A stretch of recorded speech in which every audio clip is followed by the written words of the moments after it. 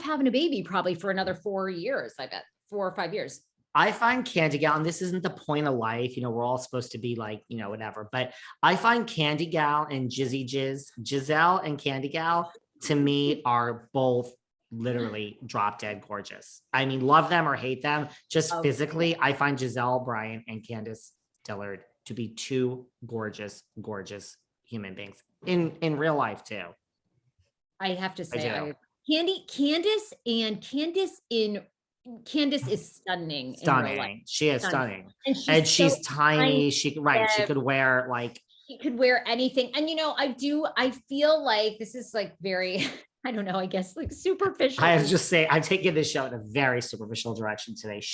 Another maybe microaggression, but go on. Well, no, I do think that she's going to make it as an actress, because what you do realize when you see these actors, like, I mean, if you've ever seen, like I've done the Kennedy Center Honors, I've done many red carpets. I mean, they're very, very tiny people. And based on that, I think Candiace is going to make it as an actress. Like, she's just very tiny. She looks like that kind of Hollywood actress type deal. I mean, the only people that were larger were Oprah and David Letterman. David Letterman's extremely, extremely tall in real life. And Oprah's Oprah. Well, we're in a much different world now. You look at like Ryan Murphy, and like, I think it's a pretty broad spectrum of body types. And now, I mean, I think that's the great thing about where Hollywood has come. But I do agree. It's true. Candiace is casting. I just love Candy Gal. I mean, we're not supposed to, I'm supposed to be neutral and everything, but I'm 2 for 2 with that girl. What I love about Candiace, okay, and then we'll move on, because go on, because I have something else to say about her. No, I mean, I love Candiace. But I think Candiace gets the game. She just gets the game so well. She appears on podcasts. She's available to bloggers. She'll do interviews. She fights on Twitter. She's using it. She's playing the game like Bethany played the game when Bethany had to.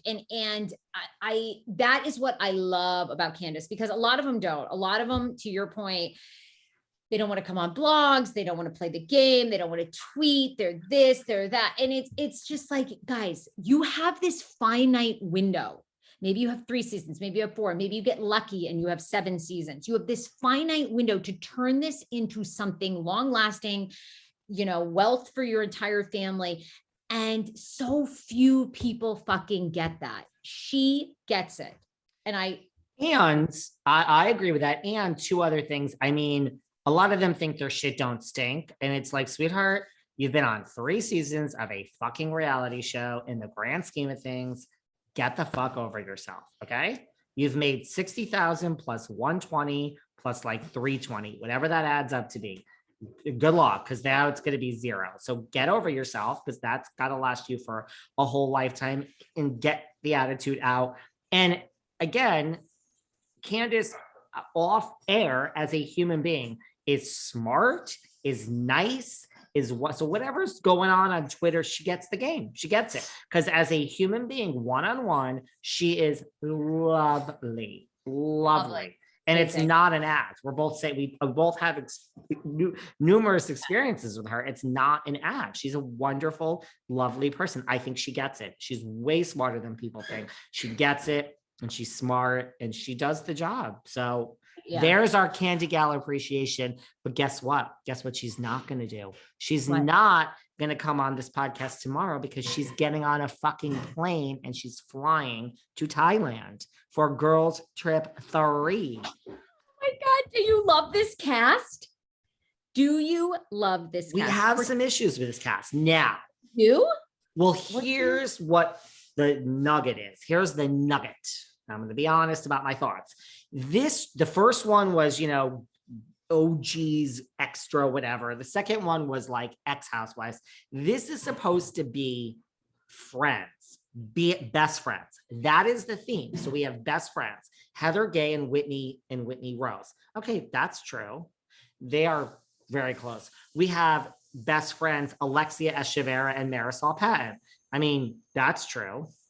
We have very good friends. I can't even believe I'm saying this word. Leah, whatever her name is, McSweeney. This girl is getting Leah McSween. Right. Well, good luck to her. Her and the Tins, they are very good friends. So now we have Gizelle, and what everyone said was going to be Robyn this entire time has now changed to Candiace. They're not best friends. Guess what? They're not even getting along so well. Wow, really?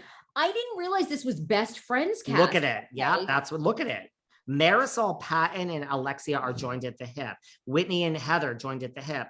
I mean, if you're going to go down New York and, you've already had Ramona and Countess, I mean, the very good friends are Leah and Tinsley. I think about it. It was Gizelle and Robyn. There were promos. This is the rumored cast. Something has changed that it's Gizelle and Candiace. Now, I have some thoughts. Spill it. Sarah is obsessed with Potomac. I love Potomac. What's going on with Robyn? I don't know. I love Robyn. I just think, look, this is no shade to anyone.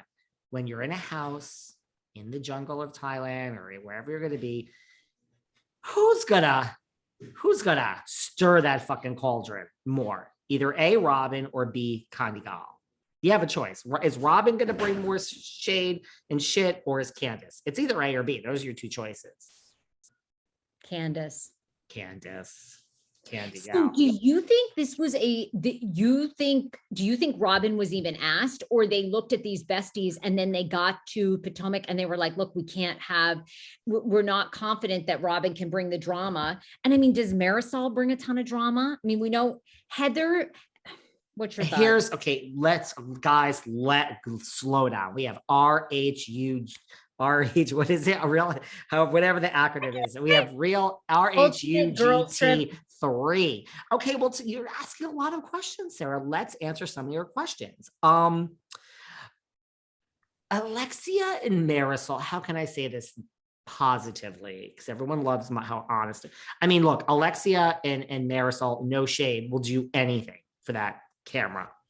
So we had RHOM season 4. It was great. Miami's going to be back soon. Listen, we're going to have Miami, Salt Lake, and Potomac coming soon. Life is good. Alexia and Marisol, no. Marisol is messy. And I mean that in the best way possible. Marisol doesn't care. She doesn't care if you're who you are. She will throw you into the street. And if your head is being run over by a car, no, Alexia and Marisol will do anything for the camera. So that's good. That's good casting. Okay. Then we go to Whitney and Heather. Listen, I feel about Whitney the same thing as I've been saying about Kyle lately after watching season 2 of RHOSLC. I think Whitney's a sniper from the side. I think Whitney